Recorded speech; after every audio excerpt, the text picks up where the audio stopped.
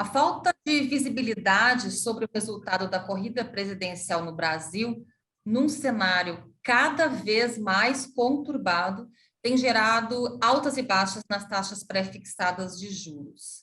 Para falar sobre o cenário macro no mundo e também no Brasil, onde o IPCA de setembro veio acima do esperado, eu recebo hoje a economista-chefe, Nathalie Vital, e o superintendente de renda fixa, Getúlio Ost, da Sul América Investimentos, uma gestora que tem 54 bilhões de reais sob gestão. Eu sou Carlos Potorno e começa então agora o programa Cabeça de Gestor. Bom, Nathalie, Getúlio, muito bem-vindos aqui ao Cabeça de Gestor, e eu queria começar, Getúlio, te perguntando como tem sido a gestão da carteira de renda fixa, sobretudo da parte de taxas pré-fixadas, com essa volatilidade que a gente tem visto. De agosto para cá, parece mais um eletrocardiograma, a curva, os juros futuros lá na B3. Então, quero te ouvir como é que está a gestão aí na Sul América, por favor. Tudo bem, pessoal. Eu acho que assim, o cenário que a gente observou desde 2021 e ainda nesse ano, né, de um movimento sincronizado de aperto de política monetária no Brasil e no mundo, e que mais recentemente ele colocou a temática de investimentos num pêndulo entre inflação e recessão. Ele é um ambiente que ele é muito duro para a gestão de portfólio, né? Ele não é um ambiente fácil, como a gente observou em outras janelas, né? E ele deixou cada vez mais evidente a importância da gestão ativa nos portfólios, nos fundos de renda fixa, né? Que é o que a gente faz aqui na casa também, né? Eu acho que esse período, como tu bem colocou, de um eletrocardiograma, ele faz com que a gente tenha que atuar de maneira mais tática, em momentos de exageros de mercado, e também com estratégias de valor relativo, né? Que tem menos peso direcional. Eu acho que tudo isso é importante para uma geração de retorno, no momento em que a gente tem ainda muita incerteza sobre qual é o cenário, qual vai ser o arcabouço fiscal de 2023, o que a gente tem pela frente, né? Ainda mais com uma eleição tão próxima. Nessa gestão tática, digamos, que vocês têm aí, vocês veem prêmios nesse momento na curva? Tem algum exagero? Você falou que tem uma gestão, inclusive, de valor relativo, né, Getúlio? Como que está a carteira de vocês quando se fala nessa gestão de valor relativo?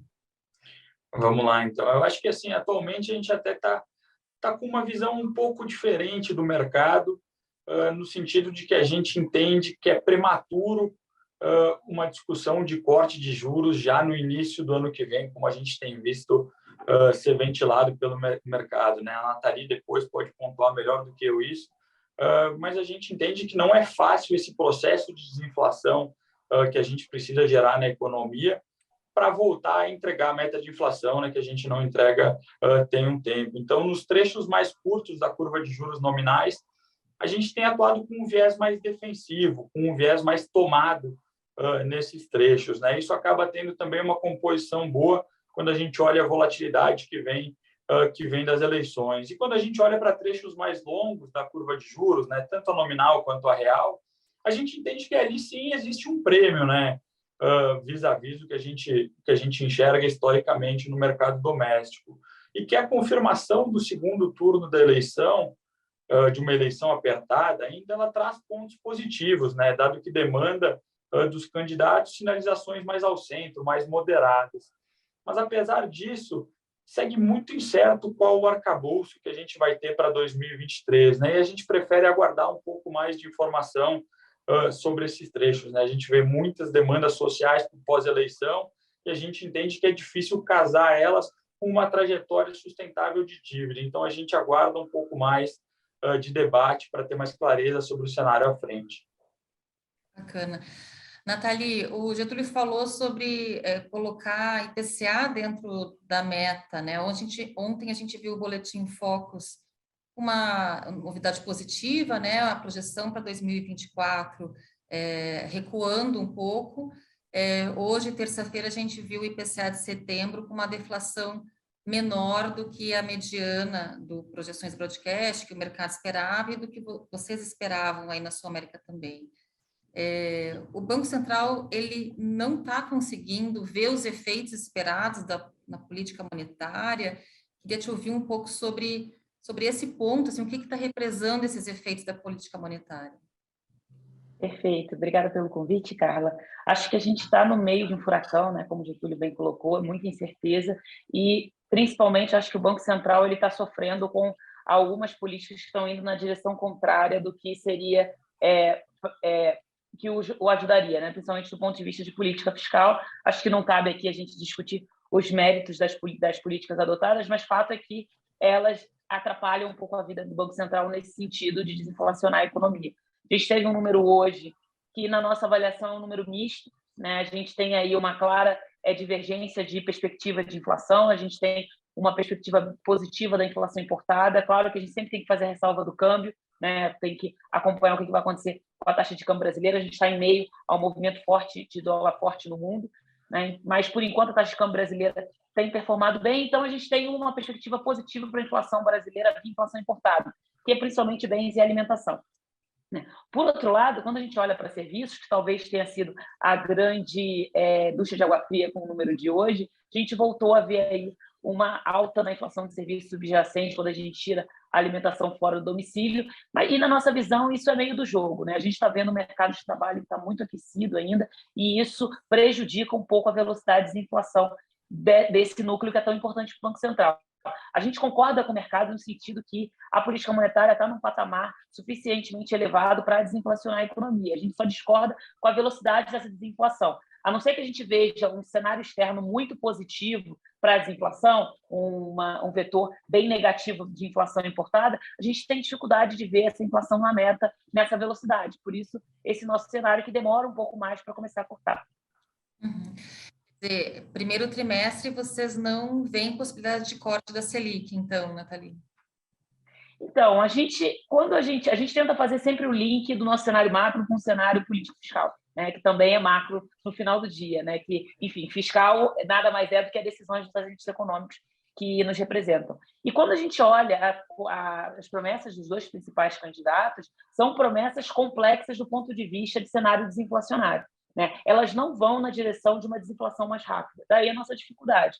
A gente tem aí uma discussão de reajuste de salário mínimo, a gente tem uma discussão de continuidade do Auxílio Brasil ou Bolsa Família, enfim, cada um chama do nome que quiser. Então, a gente tem aí uma série de políticas que vão na direção contrária de uma desinflação mais rápida. Por quê? Porque elas são medidas de estímulo à demanda agregada. Então, quando o Banco Central coloca tudo isso no modelo dele, o que deveria gerar é uma desinflação mais lenta. Daí a nossa dificuldade em ver corte no primeiro trimestre do ano que vem, porque o primeiro trimestre do ano que vem a gente ainda vai estar no meio da discussão fiscal, lembrando que a nova legislatura do Congresso só assume em 1º de fevereiro. Então tem uma questão calendário aí que a nossa percepção é que o mercado está subestimando um pouco para que o Banco Central tenha maior clareza de qual cenário que ele vai operar ao longo de 2023 e 2024 para poder aí começar a cortar a taxa de juros. Na visão de vocês, o próximo passo do Banco Central é um corte e a partir de quando? A gente tem um corte a partir da última reunião do 3º trimestre, tá, do ano que vem. A gente até vê espaço para a gente, eventualmente, discutir uma antecipação, mas a gente acha que é uma antecipação no máximo 2º trimestre. Tá? Mas hoje, dado o cenário que a gente vê, principalmente de incerteza política e fiscal, a gente está falando aí da última reunião do 3º trimestre do ano que vem na nossa projeção, finalizando 2023 em 12,25. Vocês estão com uma das taxas mais altas para fim de 2023, então, quando a gente olha Selic no fim do ano de 2023. Legal. Getúlio, eu queria voltar um pouquinho, você comentou que nos prazos mais longos das taxas pré-fixadas, inclusive nas taxas, né, de juros reais, vocês veem algum prêmio. Queria que você explicasse um pouquinho melhor isso, que prazo é? É um prêmio que justifica uma posição posicional? É uma posição relativa? Queria que você contasse um pouco para a gente, por favor. Vamos lá, então. Eu acho que, assim, a gente chegou nessa eleição, né, num momento de ciclo econômico muito diferente das economias desenvolvidas, por exemplo, né? O nosso Banco Central ele começou muito mais cedo o combate à inflação, talvez dada a nossa memória inflacionária, inclusive, né?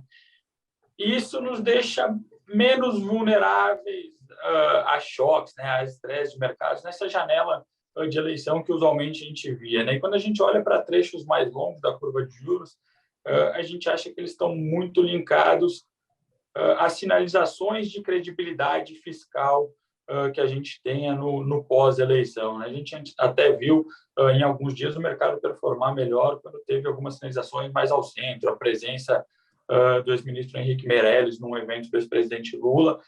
Então, a gente acha que uma credibilidade, que uma agenda positiva pode levar no pós-eleição há um rally na curva de juros nominal e real, especialmente trechos acima de 5 anos. Né? A parte mais curta a gente tem dificuldade de ver, dada a velocidade de desinflação, né? E as precificações de cortes que a gente já tem na curva. Né? Então, a gente acha que nos trechos mais longos pode ter uma volta de prêmio para mais próximo dos níveis que historicamente operam. Né? Hoje a gente tem visto, por exemplo, em TNBs longas, negociando um juro real de 5,80, 5,86, 5,85, bem acima do histórico. Né? Mas hoje a gente acha que ainda não é o momento de ter posições maiores nesses trechos, porque a gente tem muita dúvida sobre qual o desenho fiscal que fica para 2023. Né? Como a Nathalie colocou, a gente e o Banco Central também acho que preferem esperar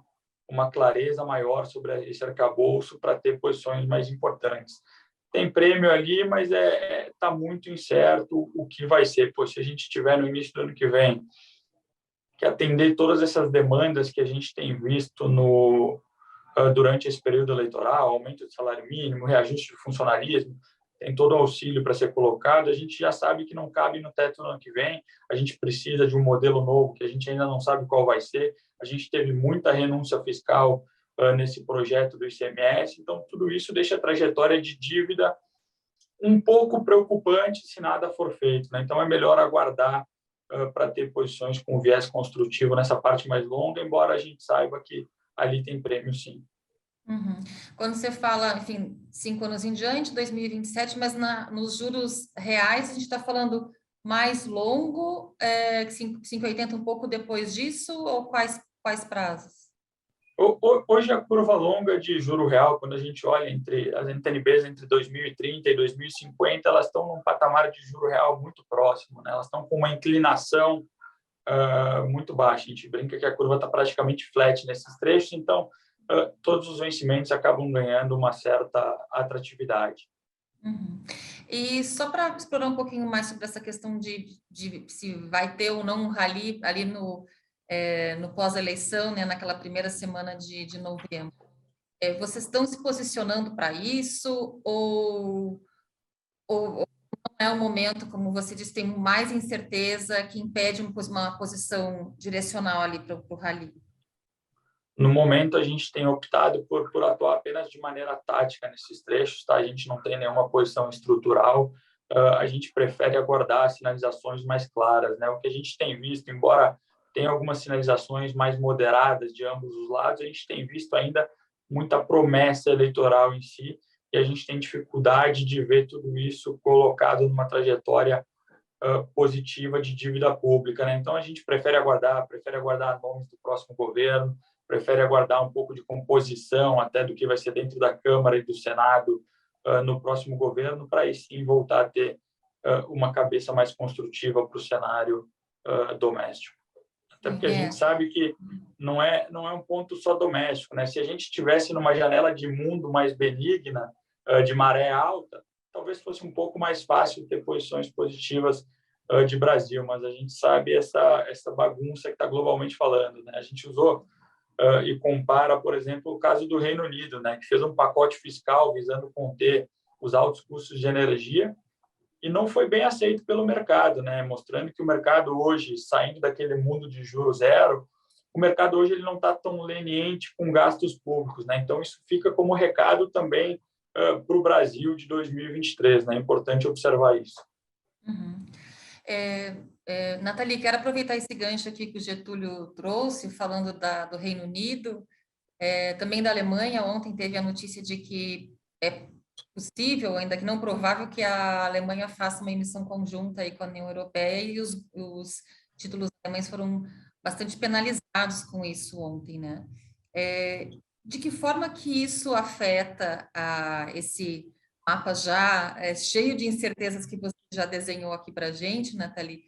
e até se esse exterior conturbado, essa falta de cumplicidade do mercado com o que está acontecendo no Reino Unido, ou mesmo esses ajustes lá na Europa, de que forma que esses recados chegam aqui no Brasil? Será que a gente deve manter na mesa a possibilidade de um aumento da Selic, né? Que no último Copom ficou em aberto aquele 0,25, com deflação, enfim, com uma série de coisas, é possível que isso não aconteça mesmo, né? Pelo que eu entendi, não está no teu cenário, né? Mas esse internacional coloca um aumento de Selic na nossa mesa de novo? Eu acho que o aumento da Selic está sempre na mesa, né? De novo, dada a incerteza que a gente está vivendo. Mas não é longe de ser o nosso cenário base. A gente tem um diagnóstico que a gente tem bastante juro para trabalhar com time de corte por enquanto, né? Então, nossa cabeça, por enquanto, é muito mais uma questão de calibração de quando cortar. Então, a gente até pouco tempo atrás tinha 11,25 como projeção, revisou para o 12,25 por causa disso, tá? Então, é mais uma calibração de time. Então, no limite, se a gente for com um cenário externo muito adverso, a gente pode trabalhar com uma Selic estável ao longo de todo 2023, né? Acho que quando a gente pensa no cenário internacional, uma coisa bem importante é que ele está muito volátil no sentido até do diagnóstico do canal para o Brasil.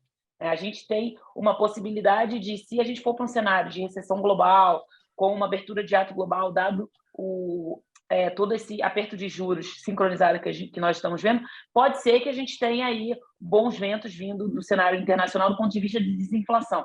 No entanto, a gente tem bastante dificuldade de ver um cenário de aversão a risco global que não impacte o Brasil, pelo menos em termos absolutos. Talvez o Brasil performe um pouco melhor em termos relativos, dado que a gente tem contas externas mais arrumadas do que outros países. Mas em termos relativos, é um cenário bem desafiador para o Brasil, né? E a nossa cabeça é que o cenário internacional ele funciona meio que como um definidor da altura do sarrafo para o nosso ajuste fiscal necessário, conversando com o ponto que o Getúlio colocou do Reino Unido.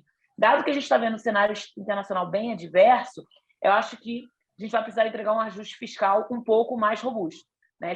Alguns meses atrás, que a gente falava no cenário internacional um pouco mais benigno, o ajuste fiscal exigido, né? O sarrafo do ajuste fiscal que a gente precisava fazer era um pouco mais baixo, né? De lá para cá, a gente teve uma deterioração do cenário internacional e uma deterioração do nosso ponto de partida, né? A gente gastou um pouco mais do que a expectativa ao longo de 2022, então a gente vai ter que arrumar a casa e também arrumar a casa em meio a essa turbulência global.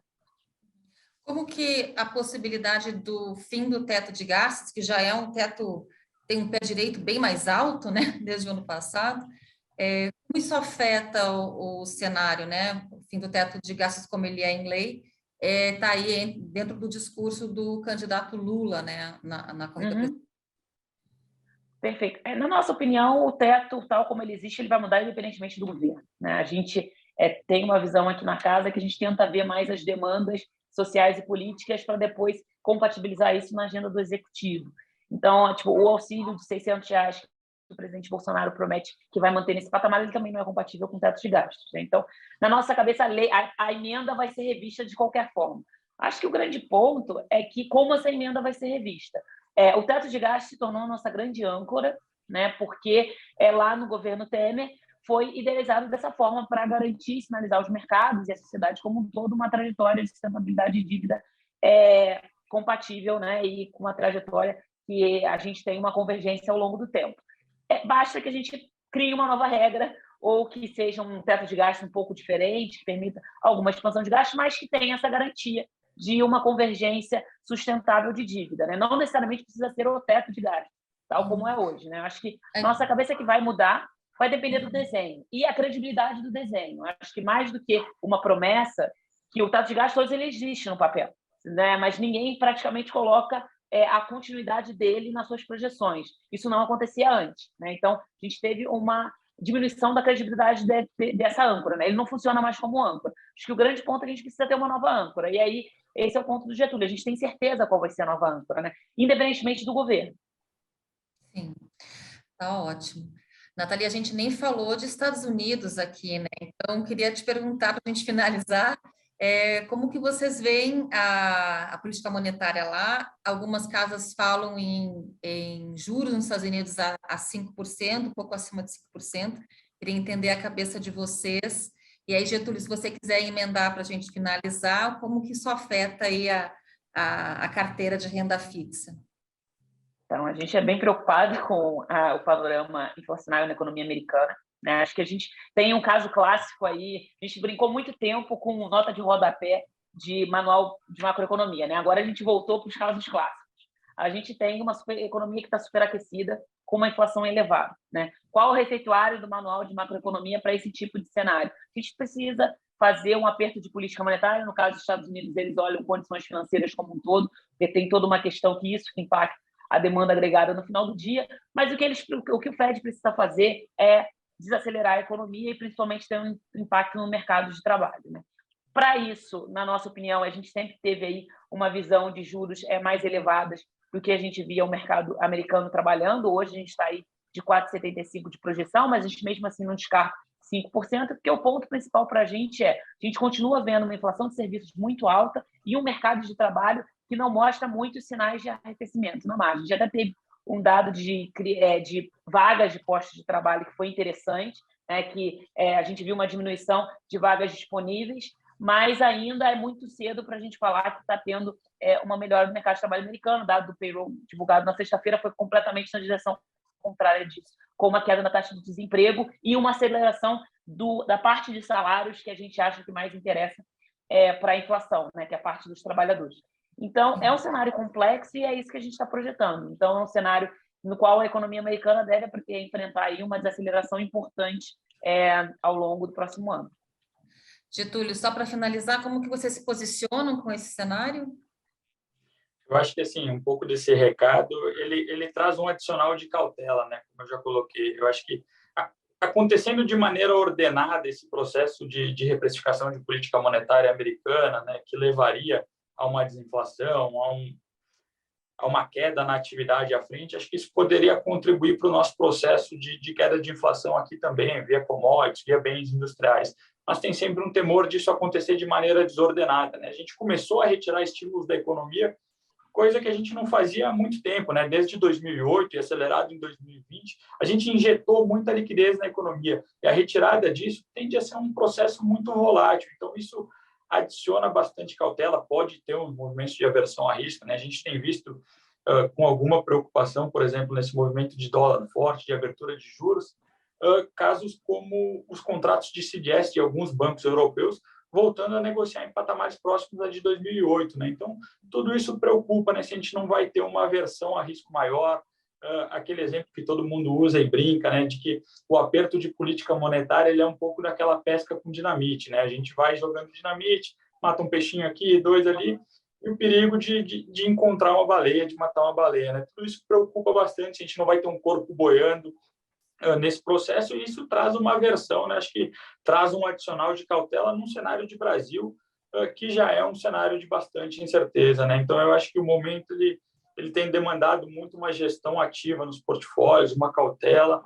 Acho que ainda não é a hora. E em juros americanos vocês têm posição? Hoje a gente entende que as projeções na curva de juros norte-americana elas convergiram para o nosso cenário base da casa, né? Se me perguntasse até 2, 3 meses atrás, ao longo desse ano, a gente tinha essa leitura de que o juro terminal seria mais alto. Hoje a gente acha que já está mais adequado a visão que a gente tem de juro de curto prazo. Quando eu falo curto prazo, é 1 ano, 2 anos.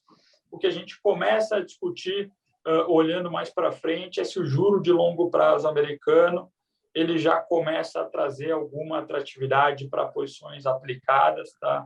Vis-à-vis de que, como eu coloquei lá no início, talvez agora a gente comece a migrar a temática de investimentos de inflação para a recessão, né? E aí isso poderia levar a um alívio do juro de longo prazo lá. A gente tem visto os Treasuries de 10 anos negociando próximo de 4%, é um patamar considerado elevado, mas ainda não é uma posição fácil de se dizer, até porque a gente tem visto muito ruído nesses trechos, visto o que aconteceu com o Reino Unido também, né? Taxas de 10 anos, de 30 anos lá, atingindo aí patamares inimagináveis. Sim, que lá é uma situação, virou uma ilha de fato, né? Bem, muito bom. Getúlio e Nathalie, muito obrigada pela entrevista, viu? Obrigado, Galo. Obrigada. A gente, então, encerra aqui o programa Cabeça de Gestor. O apoio técnico foi do Bruno Nogueirão, que é da TV Estadão. E a gente se vê no próximo programa. Até lá. Tchau, tchau.